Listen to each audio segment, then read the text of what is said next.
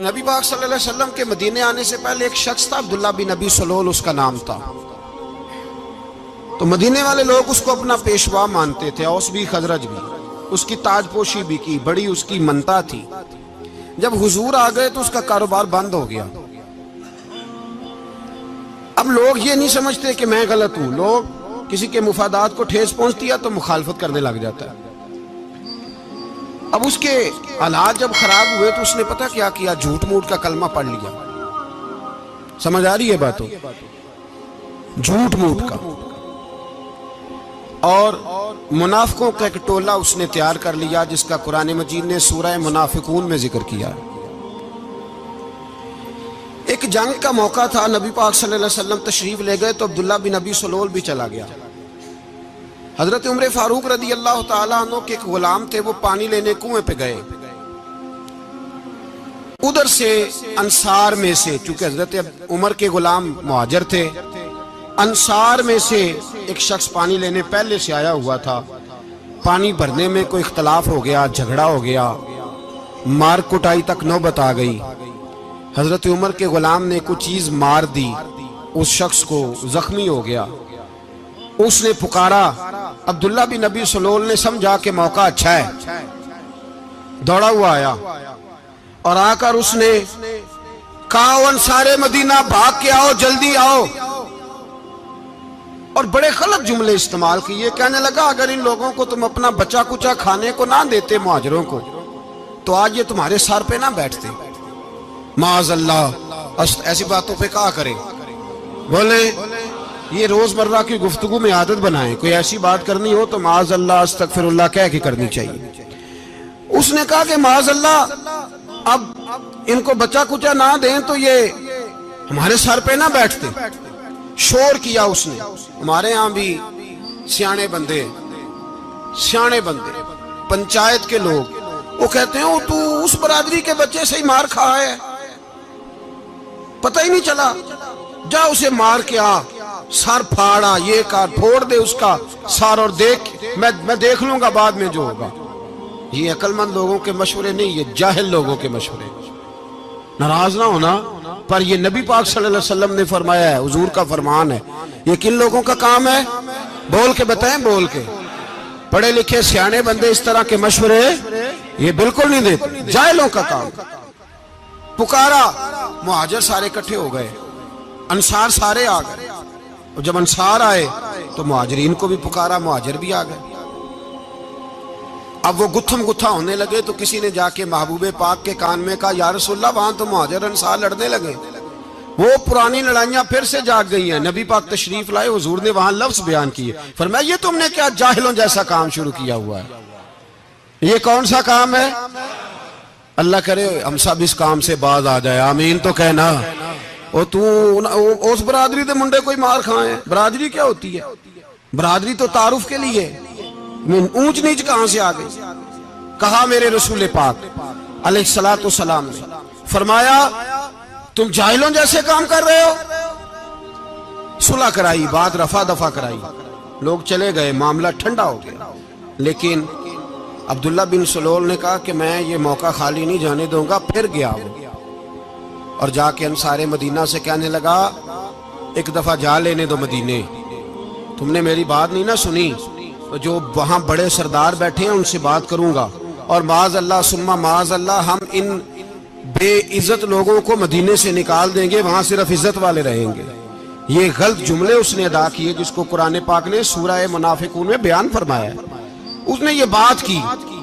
ایک صحابی تھے حضرت زید رضی اللہ تعالیٰ عنہ، وہ سن رہے تھے، آ کے عرض کی، یا رسول اللہ صلی اللہ علیہ وسلم عبداللہ بن ابی سلول تو اس طرح کہہ رہا ہے کہ مدینے جا کے عزت والے دوسروں کو نکال دیں گے، اور تم اگر اپنا بچہ انہیں نہ دیتے تو معاذ اللہ آج یہ ایسا نہ کرتے۔ حضرت عمر نے بھی سن لیا، حضرت عمر نے بات سن لی، تلوار نکالی اور دوڑے۔ حضور نے بازو پکڑا، فرمایا کدھر جا رہے ہو؟ کہا یا رسول اللہ اگر آج سزا نہ دی تو کل اور بات بھی کرے گا، اور اگر آج ایک قتل ہو گیا تو باقی سیانے بن جائیں گے۔ یا رسول اللہ مجھے چھوڑے، میں ماروں گا۔ حضور نے فرمایا عمر چپ کر، وہ جھوٹ موٹ کا کلمہ پڑھتا ہے، لوگ کہیں گے کہ محمد ابن عبداللہ نے اپنے ساتھی مارنے شروع کر دیے۔ चुप कर, हौसला कर, सब्र कर, दलेरी कर। हज़रत उमर कहते हैं मेरी हुजूर के कहने पर मैं ठहर तो गया, पर वो मेरे अंदर जो आग लगी हुई थी ठंडी नहीं हो रही। कहते हैं मैं चुप तो कर गया। नबी पाक अलैहिस्सलातु सलाम ने पूछा अब्दुल्ला बिन नबी सलोल से, तूने ये कहा है? कहने लगा आशा वकल्ला, मैंने बात ही नहीं की ना। अब लोग कहने लगे कि ज़ैद तो नौजवान है, तो ये बूढ़ा आदमी है, चलो सही कहता होगा। हुजूर भी खामोश हो गए। अल्लाह पाक ने कुरान मजीद नाज़िल फरमा दिया, फरमाया अल्लाह ने सुन ली उनकी बात जिन्होंने ये कहा है। और फिर लफ्ज़ बड़े हसीन है, फरमाया ये कहते हम इज्जत वाले हैं? नहीं, वलिल्लाहिल इज्जतु वले रसूलिही वलिल मोमिनीन। फरमाया इज्जत तो अल्लाह के पास है, अल्लाह के रसूल के पास है, और इज्जत तो मोमिनों के पास है, मोमिनीन के पास इज्जत है। ये कुरान पाक ने सारा मजमून बयान कर दिया कि अब्दुल्ला बिन नबी सलोल गलत कहता है और हजरत ज़ैद सही कहते। हुजूर ने कुछ नहीं फरमाया, जा रहा है काफिला। जब मदीने की सरहद आ गई ना, हुदूद मदीना मुनव्वरा की शुरू हुई, तो अब्दुल्ला का अपना बेटा, उसका नाम भी अब्दुल्ला बिन अब्दुल्ला था, अपना बेटा उसका बड़ा मुखलिस जानिसार गुलाम था मेरे रसूल पाक सल्लल्लाहु अलैहि वसल्लम का। वो तलवार लेके मदीने की हद पे खड़ा हो गया और कहने लगा मेरे बाप, तूने इतनी बेईमानी के लफ्ज कहे कि मैं इनको निकाल दूंगा? कहे अपनी जुबान से कि मैं जिल्लत वाला हूं, रसूल पाक को अल्लाह ने बड़ी इज्जत अता फरमाई, कह वरना मैं तेरी गर्दन काट दूंगा। बोल, कह हुजूर भी इज्जत वाले और नबी पाक के गुलाम भी इज्जत, कह अपनी जुबान से कह। मेरे रब का ये फरमान है, वरफ़अना लका ज़िक्रा, हबीब मैं खुद तेरे लिए तेरी शानों को बुलंद फरमा दूंगा। तो कह, तो दुश्मन होके कहने लगा मेरे बेटे मुझे माफ कर दे, मुस्तफा तो बड़ी इज्जतों वाले हैं, उनके गुलाम शानों वाले। जब बेटा तलवार लेके सामने खड़ा हुआ, शोहरत हुई। अब नबी पाक ने हजरत उमर की तरफ देखा, कहा उमर तेरी बात सही थी, अब जो हुआ ये ज्यादा सही था। वो मैंने तुझे कहा हौसला कर, तदब्बुर कर, वक्त का इंतजार कर, ये सही हुआ कि वो सही था। तो हज़रत उमर फारूक कहने लगे या रसूल अल्लाह, मैं गवाही देता हूं आप वाकई अल्लाह के सच्चे रसूल हैं सल्लल्लाहु। इतनी अच्छी राय, वक्त फैसला करता है। तदब्बुर से चले, दानाई से चले, हिल्म पैदा करें, बुर्दबारी। हमें कई दफा सजदा साफ करना पड़ता है, हम जो कहते हैं बात उसके उल्ट निकल आती है। हम किसी शख्स के बारे में कुछ तबसरा कर बैठते हैं, कुछ अरसे के बाद हमें पता चलता है कि वो तो ऐसा था ही नहीं, हमने गलत बात कर।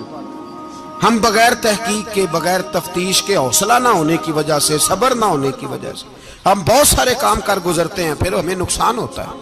अपनी जिंदगी में हिल्म ना छोड़े, हौसला ना। लड़ाइयां होती है ना घरों में, उसकी वजह खामद होता है, बीवी नहीं होती। ये बात घर जाके बताना कि आज उन्होंने कहा। लड़ाई की वजह कौन होता है? ना बोलो तुसी, पर मैं तो आख ही छड़िया है, वो तो रिकॉर्ड हो गया है। लड़ाई की वजह कौन है? हाँ, जेड़े बातें लड़ते ने वो कूदे ही नहीं पे। वजह कौन बनता है जी? क्यों भला? इसलिए कि नबी पाक सल्लल्लाहु अलैहि वसल्लम ने फरमाया औरत की अकल आधी है तो तेरी तो पूरी है ना। जिसका मतलब है लड़ाई अगर बच सकती थी तो मर्द की वजह से बच सकती थी, घर में अमन हो सकता था। कहते हैं जी बड़ी बेवकूफ है, मेरी सुनती नहीं। तो मैंने कहा जो उससे बहस कर रहा है वो सियाना है? बोले जो बहस कर रहा है वो अक्लमंद है?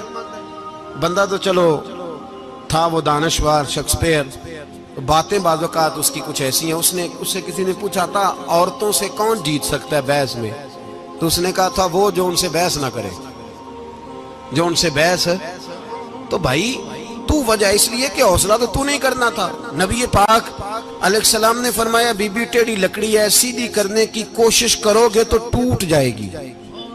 सीधी तो फिर कितना बेवकूफ है जो पत्थर से सर रगड़ रहा है, कितना नादान है जो ये हरकत कर रहा है, दरिया में छलांग लगा के कहता है डूबूंगा नहीं। तो भाई हौसला पैदा कर, हिल्म पैदा कर। बहुत सारी ऐसी बातें करेगी जिसमें इश्तियाल आएगा, फटाफट 3 लफ्ज तलाक के दे दिए, अब भागा गया मुफ्ती साहब के पास, ओहो 4 बच्चों का क्या बनेगा। और ये बात पक्की है कि बच्चों को सिर्फ उनकी मां ही पाल सकती है, उनकी मां। और बात मुझे नहीं भूलती, ایک شخص نے بیوی کو طلاق دے کے دوسری شادی کی. اس کا بیٹا تھا 10 سال کا. تو اس نے اپنے بیٹے سے کہا کہ بیٹے بتا پرانی اماں صحیح تھی یا یہ صحیح ہے؟ اس نے کہا نہیں ابا وہ تو جھوٹ بڑے بولتی تھی، یہ صحیح ہے. وہ جھوٹی تھی، وہ جھوٹ بڑے بولتی تھی میری سگی اماں، یہ سچ بولتی ہے. اس نے کہا وہ کیسے؟ کہنے لگا اس لیے کہ میں کوئی شرارت کرتا تھا تو میری سگی اماں مجھے تھپڑ مارتی تھی اور کہتی تھی تجھے روٹی نہیں دے رہی، جا دوڑ جا گھر سے.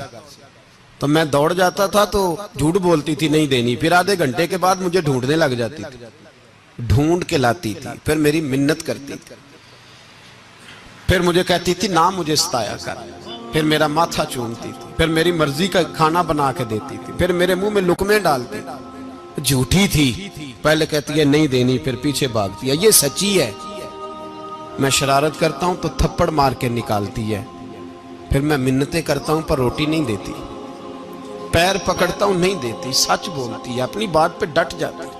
او بھائی بچے اس کی ماں ہی پال سکتی ہے، تو نے 3 جملے کہتے سوچا ہی نہیں، تیرا کا گیا تو یہ تو نئی بیوی ملے گی، اور اس کا بھی کیا گیا، اس کو بھی شاید شوہر مل جائے. ان پھولوں کی پرورش صرف ان کا مالی کر سکتا ہے، دوسرا کر سکتا تو نے حوصلہ ہی نہیں کیا.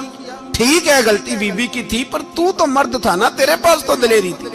فٹافٹی 3 طلاق کے جملے کہہ دیے. اور میرے رسول پاک علیہ السلام نے فرمایا جائز کام بڑے ہیں پر طلاق جائز تو ہے پر میرے رب کو پسند نہیں، اللہ کو پسند.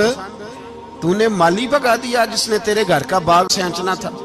تو بھائی یہ حوصلہ نہیں، درجنوں طلاقیں، 20 کیس، اور ابھی وہ شادی کے پورے کپڑے نہیں پہنے تو طلاق پہلے. اس کی وجہ یہ کہ حوصلہ نہیں، صبر نہیں، رضا نہیں، ہم احساس نہیں کرتے.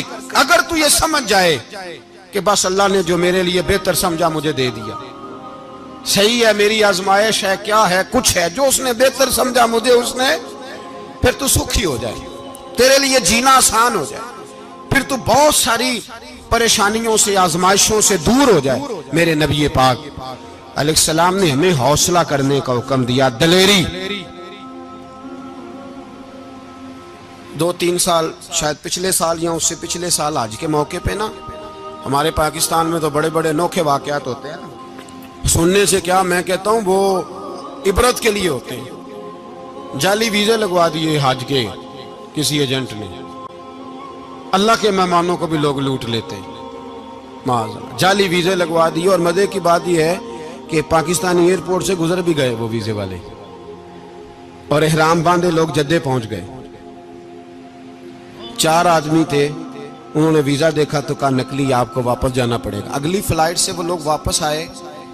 آپ مجھے بتائیے ان کی جب وہ چھوٹے چھوٹے کلپ آئے، میڈیا نے ان کی باتیں سنی تو ان کے آنسو نہیں تھمتے تھے.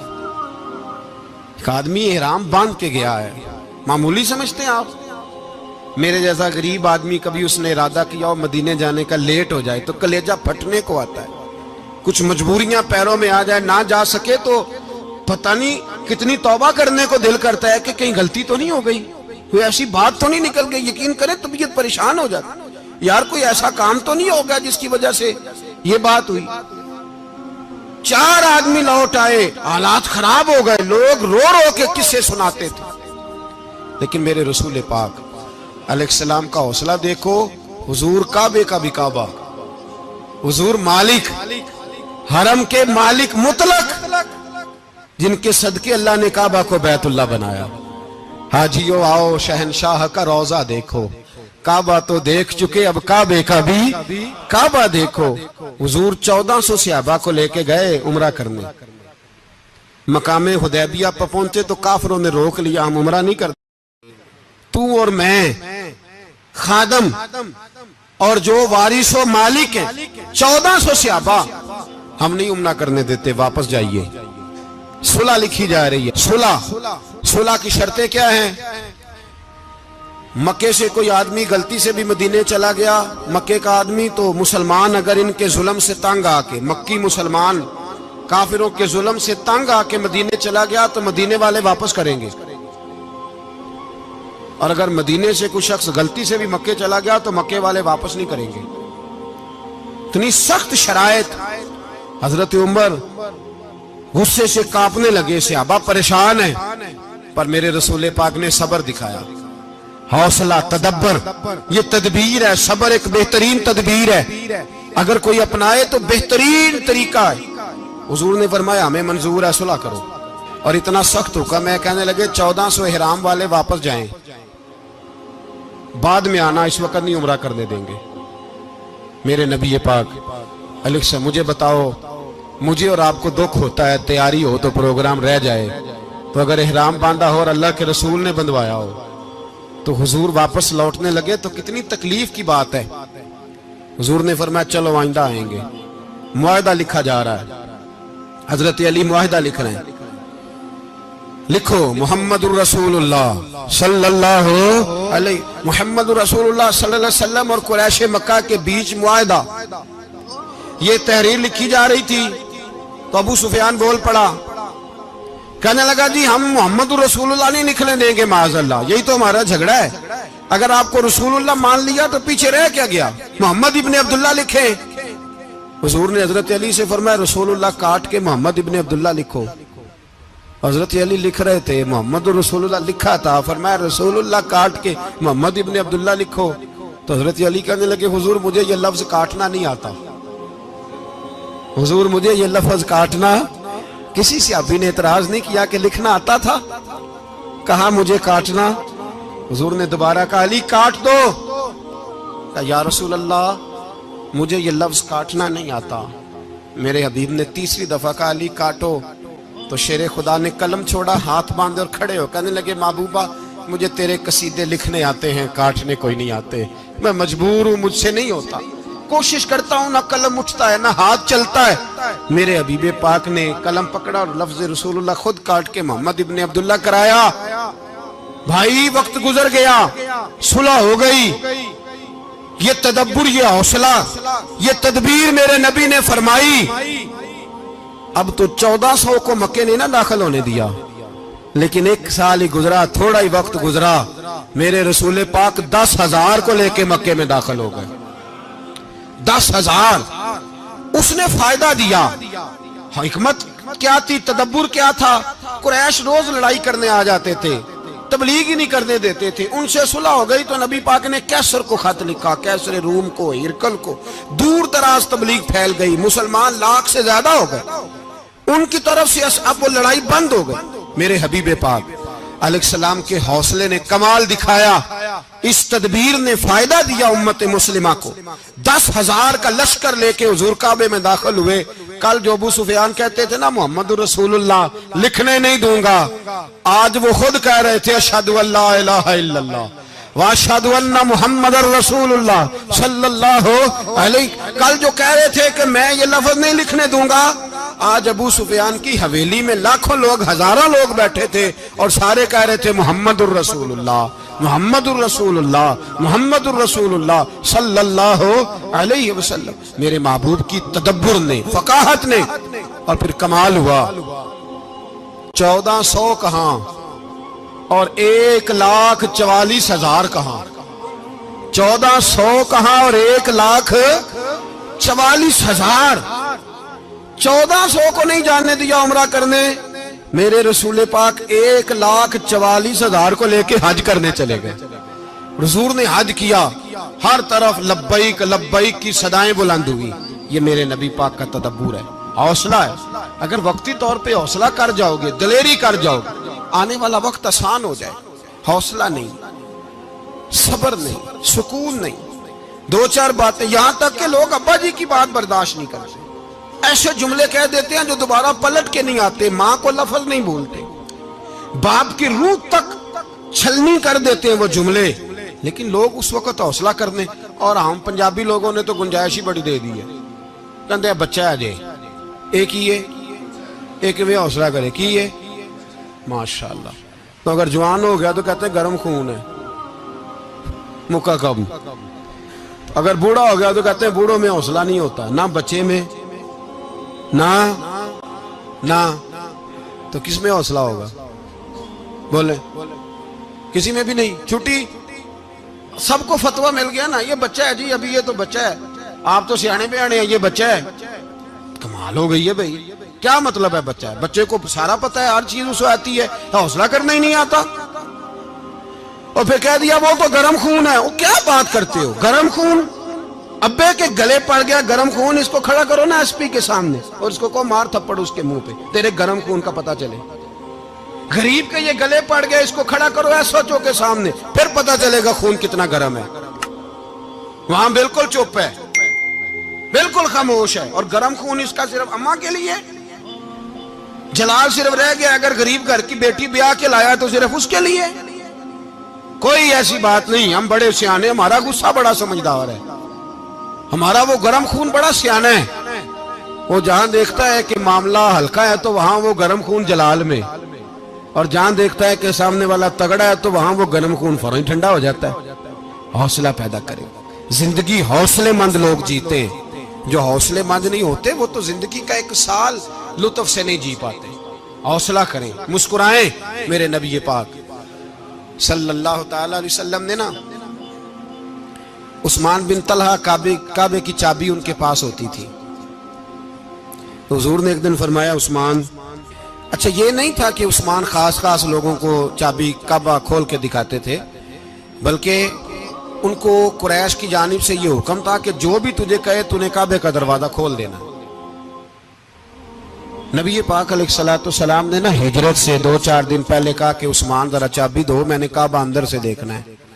بڑے ٹھنڈے دل سے ذرا سننا, ادھر دیکھو میری طرف, ادھر دیکھیے گا ذرا میرے بھائی. میں نے ایک بندے سے کہا یار پانی کی بوتل دینا دکاندار سے. ایک ہے, اس نے کہہ دیا نہیں میرے پاس. اس بات کا کوئی غصہ بولیے, اور اگر وہ کہے سارے زمانے کو ملے گی آپ کو نہیں دینی, پھر بولے میرا خیال ہے چپ کر کے ہنس کے آ جائیں گے, سوال ہی نہیں پیدا ہوتا. ہم کہیں گے مجھے نہیں نہ دینی, تو نے تو دکان اٹھا یہاں سے, بند کاری سے. کیا مطلب ہے سب کو دینی ہے تجھے نہیں دینی؟ کیا معنی ہے اس کا؟ لے کے جاؤں گا, جھگڑا ہوگا, بحث کریں گے. عثمان بن طلحہ سے حضور نے فرمایا دروازہ کھولو, کعبہ دیکھنا ہے. عثمان کہنے لگا میں ساری دنیا کو دکھاؤں گا, آپ کو نہیں دکھاؤں گا. کتنی سخت بات ہے, پر قربان جائیں رسول اللہ کے حوصلے پہ صلی اللہ علیہ. عثمان کہتے ہیں میں نے یہ بات کی تو نبی پاک مسکرانے لگے, اور میں اچھا نہیں دینی. تو حضور نے نا مسکرا کے اور میری کمر پہ تھپکی دی, فرمایا اچھا یاد رکھنا یہ چابی میں تجھ سے لے لوں گا, اور جس کو میرا دل کرے گا میں اس کو دوں گا. عثمان کہتے ہیں روز رات کو نبی پاک کے یہ جملے میرے کانوں میں گونجا کرتے تھے, گونجتے تھے کہ حضور نے فرمایا.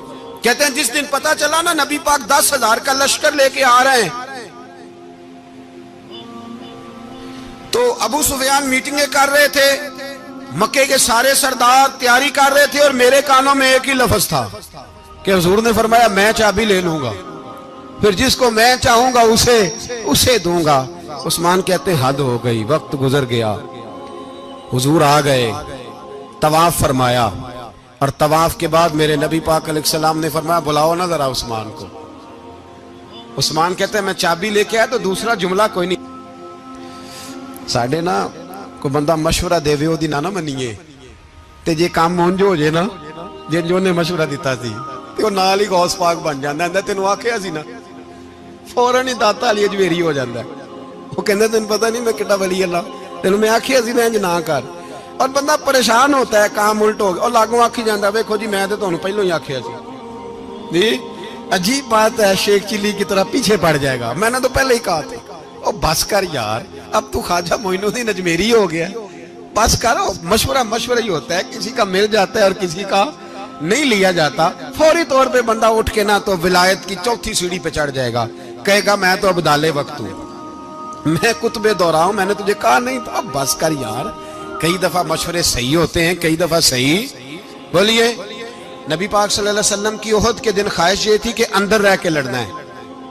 جوان صحابہ نے کہا باہر جا کے لڑائی کرنی ہے. حضور نے باہر جا کے جنگ کی, بظاہر مسلمانوں کو شکست ہوئی. حضور نے ایک دفعہ نہیں کہا کہ میں نے تمہیں کہا نہیں تھا اندر رہنا ہے, بس ہو گیا جو ہو گیا.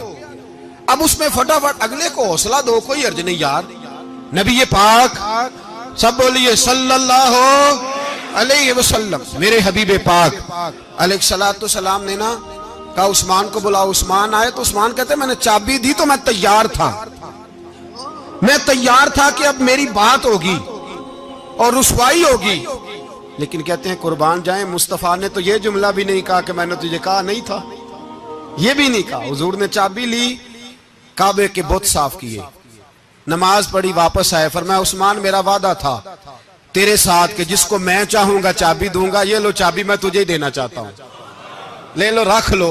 عثمان کہتے ہیں وہ چابی نہیں میرے طرف آ رہی تھی، میری طرف ایمان آ رہا تھا، وہ چابی نہیں آ رہی، ایمان آ رہا تھا میری جانب۔ کہتے ہیں میرے ہاتھوں میں چابی آئی اور میری زبان پہ کلمہ توحید جاری ہو گئی۔ بھائی تدبر، حوصلہ، صبر، رضا، ہمیں تو ٹائم بھی نہیں گزارنا آتا۔ گھر کا ماحول، گھر کے اندر رہ کے لوگ دکھی ہیں، اس لیے کہ ہماری طبیعتوں میں حوصلہ نہیں، ایک منٹ کے لیے نہیں، ایک سیکنڈ کے لیے بھی ہم یہ برداشت نہیں کرتے کہ چلو تھوڑا انتظار کریں، وقت کو دیکھیں، موقع کو دیکھیں۔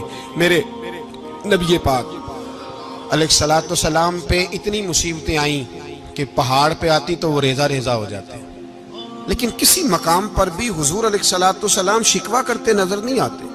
ہم غریبی کا رونا روتے ہیں، ہر چوتھا آدمی کہتا ہے بڑا غریب ہوں، لیکن میرے نبی پاک علیہ الصلوۃ والسلام نے چوتھے دن کھجور کھائی، سرکہ کھایا ہے اور موٹے بان کی چارپائی پہ آرام کیا ہے۔ حضرت عمر نے کہا حضور کتنی تکلیف ہے؟ فرمایا عمر کوئی تکلیف نہیں، تھوڑا سا تو وقت ہے، جنت میں جائیں گے، ساری نعمتیں اللہ نے ہمارے لیے تیار کی ہوئی ہے۔ راضی بالرضا، راضی بالرضا، کوئی کسی قسم کا مسئلہ نہیں۔ ہمیں آزمائشیں آتی ہیں، تکلیفیں آتی ہیں، بیماریاں آتی ہیں، لوگ چھوٹی چھوٹی بات پر پریشان ہو جاتے ہیں، ذرا ذرا سی بات پر شکوہ کرتے ہیں۔ میرے رسول پاک علیہ السلام نے فرمایا جب میرا رب کسی کو بیمار کرتا ہے تو 2 فرشتوں کو بھیجتا ہے، جاؤ میرے بندے کی تیمارداری کر کے آؤ۔ اللہ اکبر، خود رب بھیجتا ہے، جاؤ میرے بندے کی۔ تو مجھے بتائیے جب اللہ بھیجے تو پھر تندرست خوش نصیب ہوا کہ بیمار؟ جی تندرست پھر خوش نصیب کون ہوا؟ میرے نبی پاک صلی اللہ علیہ وسلم نے فرمایا رب 2 فرشتے بھیجتا ہے، فرماتا ہے پتہ کر کے آؤ میرے بندے کا اس کا کیا حال ہے، حالانکہ اللہ سارا ہی جانتا ہے۔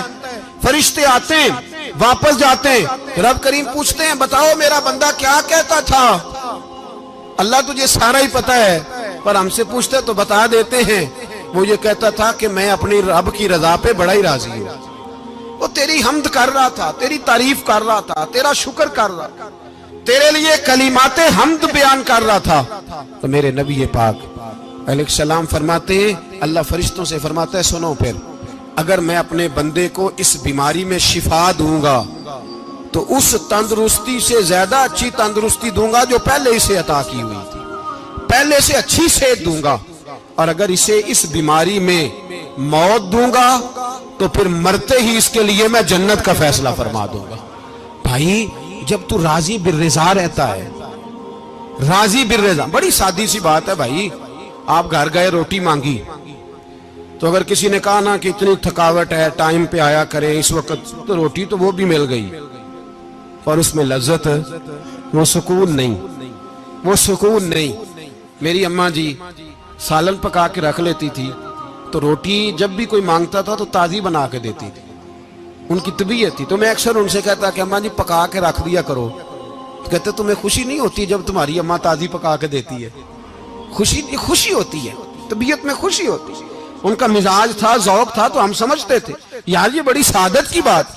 تو آپ گھر گئے رات کو تو گھر والوں سے کہا روٹی، تو فوراً اٹھے، فوراً، اور انہوں نے کھانا تازہ بنایا اور ساتھ یہ بھی کہا باہر سے نہ کھایا کرے بندہ بیمار ہو جاتا ہے۔ کتنی ٹھنڈک پہنچتی ہے آدمی کے دل کو، سکون ملتا۔ تو بھائی بیماری تو آپ نے کاٹ لی، لیکن ساتھ کہو ہو بڑا بیمار ہوں، میں نے تو اتنے گناہ بھی نہیں کیے، ظلم بھی نہیں کیا، کسی کو کچھ بھی، اب بیماری تب بھی کٹ گئی۔ پر بڑی آزمائش، مریض ڈاکٹر کے گلے پڑ رہا ہے، اس کے لواحقین جھگڑے کر رہے ہیں، بیماری وہ بھی کٹ گئی۔ اور ایک بیمار وہ ہے جو چارپائی پہ لیٹا ہے اور کہتا ہے جس طرح میرا اللہ راضی اسی طرح میں بھی راضی، تو بیماری اس کی بھی کٹ گئی۔ حضرت یونس علی نبینا علیہ الصلوۃ والسلام نے ایک دن حضرت جبریل امین ملنے آئے تو جناب یونس علیہ السلام کہنے لگے اے جبریل اللہ کے نیک بندوں میں جو اللہ کو اس وقت سب سے زیادہ پسند ہے نبیوں کے بعد، توجہ کرنا بات پر، جو سب سے زیادہ اللہ کو پسند ہے نبیوں کے بعد ولیوں میں، اور سب سے زیادہ اللہ جس کو اللہ کی بارگاہ میں عبادت گزار لکھا جاتا ہے، میری اس بندے سے ملاقات کرا۔ تو حضرت جبریل نے جناب یونس علیہ السلام کو ساتھ لیا تو ایک شخص کے پاس پہنچے جو آنکھوں سے اندھا تھا، دونوں ہاتھ اس کے سلامت نہیں تھے اور پورے جسم میں پیپ جاری تھی، ریشہ تھا۔ جب جا کے السلام علیکم کہا نا حضرت یونس نے، اس نے وعلیکم السلام کے بعد پہلا لفظ پتہ کیا کہا؟ اس نے کہا یا اللہ تیرا شکر ہے، یا اللہ تیرا، آپ بھی ادا کریں اللہ کا شکر، یا اللہ تیرا، اللہ تیرا شکر ہے۔ تو حضرت یونس علیہ السلام کہنے لگے تو شروع سے اس طرح کا ہے، نابینا بھی اور ہاتھوں سے معذور بھی اور سارا جسم شروع سے؟ تو بڑے ہی خوبصورت لفظ اس بیمار نے کہے، کہنے لگے نہیں حضور میں بالکل ٹھیک ٹھاک تھا، جب تک میرے رب نے چاہا کہ یہ دنیا کو دیکھے تو تب تک اس نے مجھے آنکھیں دیں، اور جب اس نے چاہا کہ اب اس کا دیکھنا بہتر نہیں تو اس نے واپس لے لی۔ تو یا اللہ تیرا شکر ہے، اللہ تیرا شکر ہے۔ پھر کہا جب تک اس نے چاہا کہ میرے ہاتھ رہے تب تک رہے، جب اس نے چاہا کہ میرے لیے بہتر نہیں تو اس نے لے لیے، تو یا اللہ تیرا شکر ہے۔ جب تک اس نے چاہا کہ میرا جسم صحیح و سلامت رہے تو رہا، اور جب اس نے چاہا کہ میرے لیے بہتر نہیں تو مجھے بیمار کر دیا، تو یا اللہ تیرا شکر ہے۔ تو حضرت یونس علیہ السلام کہنے لگے جبریل واقعہ یہ اللہ کا سب سے زیادہ شکر گزار بندہ ہے، سب سے زیادہ عبادت گزار بندہ ہے، سب سے زیادہ۔ میرے نبی پاک علیہ السلام نے فرمایا میرا مومن ہر حال میں نفع میں ہے، نعمت ملے تو شکر کر کے نفع، مصیبت آئے تو صبر کر کے نفع، اپنی زندگی میں تحمل، بردباری، علم پیدا کرے، حوصلہ پیدا کرے۔ ہر آنے جانے والے شخص کے مزاج کے مطابق اسے نہ ملے، اپنا مزاج صحیح رکھے، اپنی طبیعت کے مطابق اپنے ماحول کو برقرار رکھے۔ علم کے ساتھ گزارا کرو گے تو رشتہ داروں سے بھی بنی رہے گی، دوستوں سے بھی بنی رہے گی، ہر ایک سے تعلق رہے گا۔ اور اگر آپ کے اندر یہ حوصلہ نہیں تو پھر سارے معاملات پریشانی کا شکار ہو جائیں گے۔ یہ تو آج کا مضمون تھا۔ ہمیں نا لوگ مشورہ دیتے ہیں، کہتے ہیں پیر صاحب درویشوں کو سیاست کی بات نہیں کرنی چاہیے، دیتے ہیں نا مشورہ لوگ؟ جی تھوڑا تھوڑا بول دیں، تھوڑا تھوڑا دیتے ہیں نا۔ اگرچہ ہم ان کی بات نہیں مانتے، اس لیے کہ اقبال نے کہا تھا جدا ہو دین سیاست سے تو رہ جاتی ہے چنگیزی، جدا ہو دین سیاست سے تو، اور پہلا فکرہ یہ ہے کہ جلال بادشاہی ہو یا جمہوری تماشا ہو، جدا ہو دین سیاست سے تو رہ جاتی ہے۔ اس نے کہا جب سیاست اور دین علیحدہ علیحدہ ہوتے ہیں تو چنگیز خان اور ہلاکو خان پیدا ہوتے ہیں۔ سیاست جب تک مسجد کے اندر رہتی ہے تب تک پاک صاف رہتی ہے، وہ گندی ہوتی تب جب مسجد سے نکل جاتی ہے۔ حضرت علی کے زمانے تک مسجد میں رہی، پاک صاف رہی، یزید باہر لے گیا تو گندی ہو گئی، حضرت عمر بن عبدالعزیز دوبارہ مسجد میں لے آئے تو پھر پاک ہو گئی۔ لیکن پھر بھی ایک ساتھی نے مجھے کہا تو اس کی بات میں، سب کی باتیں نہیں مانتا، اس کی بات میری سمجھ میں آئی۔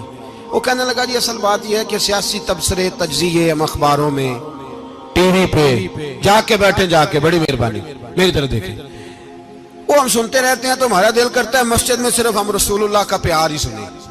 تو میں نے کہا یار تیری بات دل کو لگتی ہے، یہ بات صحیح ہے، چلو یہ نیت اچھی ہے، یہ تیرا نظریہ ٹھیک ہے، مان گئے ہم۔ میں چلا گیا دکاندار کے پاس اور میں نے اس کو جا کے کہا کہ گاڑی کا انجن کھولو، اس طرح کرو، اس طرح۔ اس نے کہا مولانا آپ جا کے نا گھر تو فقہ کی کتاب کھولیں، اس لیے کہ گاڑی کے انجن کے بارے میں آپ کو معلومات، یہاں اگر آپ نے یہ کام کرنا ہے تو اس کو پڑھیں، کسی استاد کے پاس ورکشاپ پہ آئیں، آپ کے ہاتھوں کو، منہ کو، چہرے کو مٹی لگے، دھواں لگے، گریس لگے، پھر آپ کو پتہ چلے گا انجن کیسے کھلتا ہے۔ صحیح کہہ رہا ہوں؟ نہیں صحیح کہہ رہا؟ دھواں گلنا تو یہاں کر چڑی جائے، صحیح کہہ رہا ہوں جی؟ اگر مولوی کو اجازت نہیں سیاست کی بات کرنے کی، اور مولوی کو اجازت نہیں کہ انجن کی بات کرے، تو سیاستدان کو اجازت ہے دین کی بات کرنے کی؟ یہاں تو وہ آئے نا مدرسے میں پڑھے، پورا دین حاصل کرے، پھر وہ بولے۔ تو پھر تو ٹھیک ہو گیا، لیکن جب اسے سورت اخلاص بھی سیدھی نہیں آتی تو فتوے دینے کی اس کو ضرورت ہے کوئی؟ بولے نا یار، کیوں چھیڑتے ہیں سیاست؟ ہم نہ پچھلے جمعے جلوس نکالنا چاہ رہے تھے ختم نبوت کی ترمیم کے حوالے سے، حکومت وقت نے کہا کہ ہم واپس لیتے ہیں، تو میرے بہت سارے دوستوں نے کہا جی نکالنا چاہیے، انہوں نے کیا کیوں؟ میں نے کہا یار لوگوں کو بھی پریشان نہیں کرنا چاہتے، ہماری اپنی سڑکیں ہیں، کسی کو بس ٹھیک ہے، انہوں نے واپس لے لی تو بات ختم ہو گئی، ہم مان گئے، تسلیم کر لیا۔ اتنا ہمارا مطالبہ ہے کہ اس آدمی کو ضرور سزا دو جس نے یہ ترمیم کی ہے، لیکن ہم نہیں کرتے، کوئی نہیں نکلے، نہیں نہ نکلے بولے ہیں۔ تو وزیر قانون صاحب کو کیا مصیبت بنی ہوئی ہے نیا فتویٰ دینے کی؟ کہ ہے کوئی شوق انہیں دینا چاہیے فتویٰ؟ کہتے نہیں مرضیوں میں ہمارے درمیان تھوڑا ہی فرق ہے۔ مجھے یوں لگتا ہے کہ یہ جان بوجھ کر کوئی نہ کوئی ایسی شرارت کرتے ہیں جس سے لوگ اشتعال میں رہیں، جان بوجھ۔ حلم، حوصلہ، صبر ذات کے بارے میں تو ہے، لیکن اگر کوئی رسول پاک کی بے ادبی کرے تو پھر حوصلے کی بات ہے ہی نہیں، پھر تو جہاد کی بات ہے۔ اور میں دیانتداری سے مسجد میں باوضو بیٹھ کر جمعے کے دن مشورہ دیتا ہوں حکومت کو اور وزیر قانون کو مشورہ دیتا ہوں کہ نہ فرعون کی حکومت ساری زندگی رہی، نہ نمرود رہا، نہ جاج بن یوسف رہا، نہ یزید رہا، اور یار درباری بن کے حکمرانوں کی چاپلوسی کرتے کرتے تم یہاں تک آ گئے ہو کہ اب نبی پاک کی عزت کو آنچ ڈالنا شروع کر دیا ہے۔ اور آپ یقین کریں سیاسی جماعتوں کا اتنا برا حال ہے کہ ان کے لیڈر کے بارے میں کوئی بات کرے تو پاگل ہو جاتے ہیں یہ احتجاج کر کر کے، اور اس نے ڈائریکٹ کہہ دیا کہ ختم نبوت کا مسئلہ ہی کوئی نہیں، جو دین کی بنیاد ہے، کسی کو پرواہ نہیں۔ مجھے تو ان لوگوں کی فکر ہو رہی ہے جن لوگوں نے انہیں ووٹ دیے ہیں، وہ اللہ کو کیا جواب دیں گے؟ اور یہ اللہ ماشاءاللہ ساری سیاسی جماعتیں اس طرح کی۔ اور میرا وزیر قانون صاحب کو بھی مشورہ ہے کہ زندگی بڑی تھوڑی ہے، بڑی تھوڑی، اللہ سب کو معاف کرتا ہے، اپنے رسول کے غداروں کو معاف نہیں کرتا۔ اور یہاں تمہاری گاڑیوں پہ جھنڈے لگے ہوئے ہیں، وہاں بھی تمہارے جھنڈے لگیں گے، پر اس لیے لگیں گے کہ یہ غدار ہیں ناموس رسالت کے، یہ جھنڈے لگیں گے۔ شرم کرو اور ڈر جاؤ، بس کر دو، تمہارے منہ میں اب دانت پورے نہیں رہے۔ کوئی شوگر کا مریض ہے تو کوئی بلڈ پریشر کا، تو کوئی ہارٹ کا، تو کوئی کینسر کا۔ شرم کرو اور اپنی قبر کی بھی تھوڑی سی فکر کرو۔ بتاؤ پاکستان کے کتنے صدر گزرے، وزیر اعظم گزرے، تو ان کی قبریں کہاں ہیں؟ کوئی جاتا ہے ان کی قبروں پہ؟ کسی کو خبر ہے؟ کیوں اپنے لیے جہنم کٹھی کرتے؟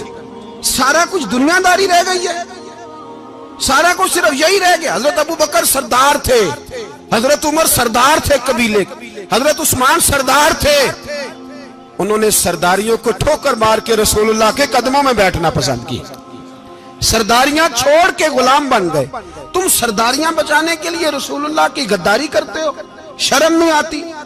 اور قوم شکوہ ہے مجھے ان لوگوں سے جو مولوی تو کہہ دیتے ہیں تو سیاست نہ کر، اور کسی سیاست دان کو منع نہیں کرتے کہ جب تجھے سورت فاتحہ بھی نہیں آتی تو تجھے کس نے اجازت دیا اتنی بڑی بات؟ اور میں نے پچھلے سے پچھلے جمعے بھی کہا تھا، پھر کہتا ہوں اور آن دی ریکارڈ کہتا ہوں، مرزائی کل بھی کافر تھے، آج بھی کافر، اور قیامت تک، اور جو ان کے کفر میں شک کرے وہ بھی، اور پکا بے ایمان ہے، کافر ہے، وہ وزیر قانون ہو یا صوبائی ہو یا وفاقی ہو۔ من شک فی کفر ہی فقط کفر، جو مرزائی کے کفر میں شک کرے وہ بھی کافر ہے۔ ہمارے رسول آخری رسول ہے، ہم کسی کو یہ اجازت نہیں دیں گے کہ وہ ختم نبوت میں رکھڑا ڈالنے کی کوشش کرے، ہم کسی کو یہ اجازت ہے۔ اور تم نے قوم کو لوٹا، لوٹتے رہو، اب ایمان پہ ڈاکے تو نہ ڈالو۔ تمہیں دولت لوٹ کے پیٹ نہیں بھرا، اب ایمان لوٹنا شروع کر لیا ہے۔ تمہارا فیکٹریاں لوٹ کر، قومی خزانہ لوٹ کر پیٹ نہیں بھرا، بھائی مانو اب دین بیچ کر اپنی حکومتیں پکی کرو گے۔ اور وہ لوگ بھی تیار ہو جائیں جو ان بھائی مانوں کو منتخب کرتے ہیں، ان سے بھی سوال کرے گا ختم نبوت کا موضوع قیامت کے دن کہ تم بتاؤ، ان کو سپورٹ کرتے تھے جو رسول اللہ صلی اللہ علیہ وسلم کے بعد بھی کسی نبی کو نبی ماننا درست جانتے تھے۔ شرم آنی چاہیے، خیال ہونا چاہیے۔ اور میں نے کہا کہ ہمارا دل نہیں چاہتا، آپ یقین کریں، ہمیں شوق ہے جلوس نکالنے کا، تمہارے خلاف باتیں کرنے کا۔ تم نے روز تھرمامیٹر نکالا ہوتا ہے، چیک کرتے ہو کہ ایمان کتنا ہے کتنا نہیں ہے۔ یہ پاکستان اگر صوبہ سندھ ہے تو حضرت عبداللہ شاہ غازی کا ہے، اگر بلوچستان ہے تو حضرت بابا عبد الرحمان کا ہے، اور اگر پشاور ہے تو وہ صوفیاء کا ہے، اور اگر یہ دھرتی پنجاب ہے تو یہ داتا علی اجویری کی ہے، یہ بابا فرید الدین کی ہے۔ اس میں کسی غدار کو قبضہ کرنے کی اجازت بالکل نہیں ملے گی، اور ہم وہ لوگ بھی نہیں جو چپ کر کے اندر سوتے رہیں، قوم جو کرتی ہے کرتی رہے، ہمیں پرواہ نہیں، نہ ایسی کوئی بات نہیں۔ کوئی بندہ نہ سمجھے کہ انہیں ہوش نہیں، انہیں پتہ نہیں، ہمیں سارا کچھ ہی آتا ہے۔ پھر اگر کل کو کوئی ممتاز قادری پیدا ہو گیا تو شکوہ نہ کرنا، کل کو کوئی پھر سے عامر چیمہ نکل آیا تو شکایت نہ کرنا، یاد رکھنا۔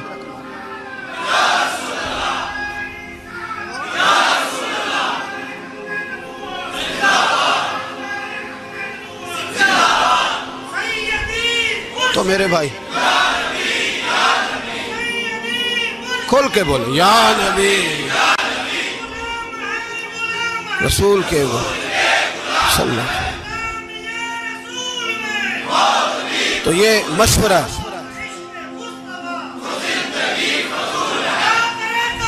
جزاک اللہ، تو یہ تمہیں مشورہ ہے۔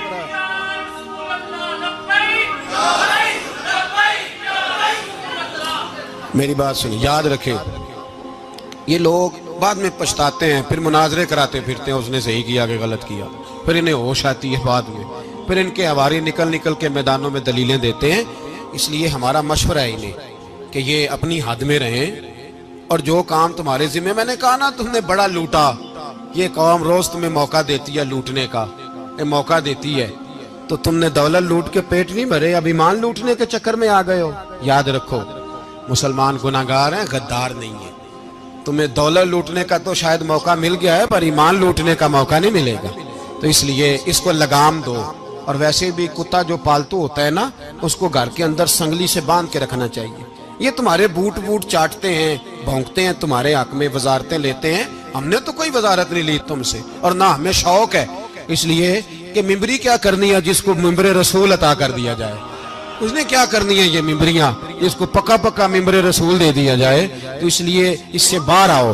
میں نے کہا بڑے بڑے نمرود، فرعون، قارون دفن ہے، تمہارا بھی نام تک نہیں ہوگا، بالکل نام نہیں ہوگا۔ اس لیے ہمارا مشورہ، اور آپ لوگ بھی آئے نا یہ اگلے سال، تو ان کو کھڑا کر کے پوچھ لینا، اسلامی جمہوریہ پاکستان کا تم نے MPM میں نے بننا ہے، پہلا کلمہ ہی صحیح سنا دو، چلو خدا کا واسطہ یہی بتا دو کہ تمہیں نماز بھی ڈھب سے آتی ہے کہ نہیں، اور آپ کی موج ہے، آپ بٹھا لیتے ہیں سر پہ، کیا کریں، سمجھانے والے مفت گناہگار ہو گئے اور بہکانے والے سب تمہارے یار ہو گئے۔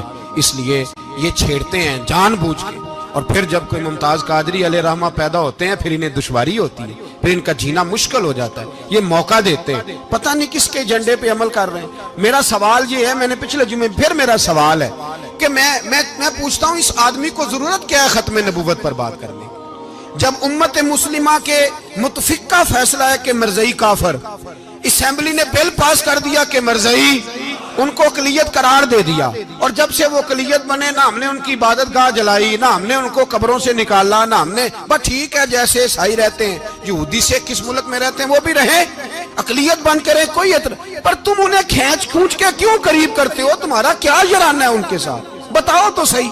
ان لوگوں سے ان کو چاہیے اپنے منہ میں لگام ڈالیں، اور اگر نہیں ڈالیں گے پھر انشاءاللہ ڈالی جائے گی، اور بڑی تگڑی ڈلے گی، اور پھر ایسی ڈلے گی۔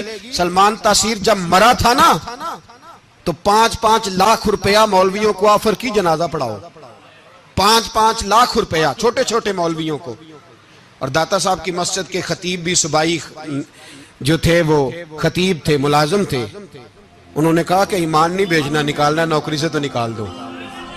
اور بادشاہی مسجد کا مولوی جس کا پتہ ہی نہیں چلتا، کبھی کدھر چلا جاتا ہے کبھی کدھر، یہاں تو وہ بھی کھڑا ہو گیا، اس نے کہا نا ایمان نہیں بیچنا۔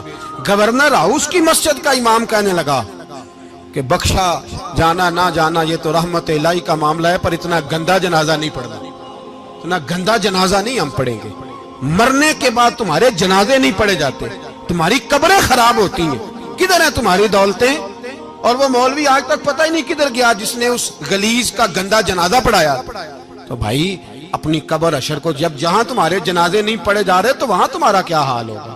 اس لیے ان لوگوں کو چاہیے کہ اپنی زندگی اس طرح گزاریں کہ کچھ نہ کچھ منہ لے کے سرور کائنات کے پاس چلے جائیں، ورنہ ایسا نہ ہو کہ یہاں بھی پھٹکار اور وہاں بھی پھٹکار. اس لیے ہمارا مطالبہ ہے حکومت سے کہ شرم کرو اور ایسے بھائیمانوں کو کالے ناگ جو تم نے بھرتی کی ہوئے ان کو نکالو، اور اگر تعریفیں کروانی ہو تلوے چٹوانے ہو تو اندر کمروں میں ان سے چٹوا لیا کرو. ان سے کہو کہ یہاں ہماری نوکری کرو، باہر نکل کے رسول اللہ صلی اللہ علیہ وسلم کے دین کے بارے میں گفتگو نہ کرو. اس لیے کہ اللہ تبارک و تعالیٰ نے اس دین کے اندر بڑا حسن اور بڑا جذبہ رکھا ہوا ہے، بڑا وقار ہے. ہمارا مطالبہ ہے حکومت سے کہ ختم نبوت کے مسئلے پر کوئی سیاستدان گفتگو نہ کرے. آپ تائید کرتے ہیں اس بات کی؟ اس پر کوئی سیاستدان کوئی گفتگو. ہمارے پاس بڑے تماشے ہیں سیاست کرنے کو، باقی تماشوں پہ سیاست کرو. یہ رسول اللہ کی ناموس کا معاملہ ہے، یہ چھیڑنے کی تمہیں اجازت ہو؟ مجھے سمجھ نہیں آتی یار، جب بات ختم ہو گئی اسمبلی نے بل واپس لے لیا تو صوبائی وزیر قانون کو آخر تکلیف کیا ہے؟ آپ کے پاس جواب ہے کوئی اس بات کا؟ بات ختم ہو گئی، ہم نے جلوس نہیں نکالا، چھوڑ دیا، خاموش ہو گئے. علماء نے میٹنگیں بلائی تھی کینسل کر دی، ٹھیک ہے جی بات. اب دوبارہ سے کیوں چھیڑتے ہو؟ پھر کہتے ہیں احتجاج ہوتا ہے، شور ہوتا ہے. تم خود ایسی حرکتیں کرتے ہو جس سے افراتفری پیدا ہوتی ہے. یہ ملک رسول اللہ کے نام پہ بنا ہے اور قیامت تک یہاں وہی ہوگا جو میرے رسول پاک صلی اللہ علیہ وسلم کی رضا ہوگی، اور نبی پاک کے قانون کے خلاف کوئی قانون یہاں چل سکتا؟ اللہ ہمیں سمجھنے کی توفیق عطا فرمائے.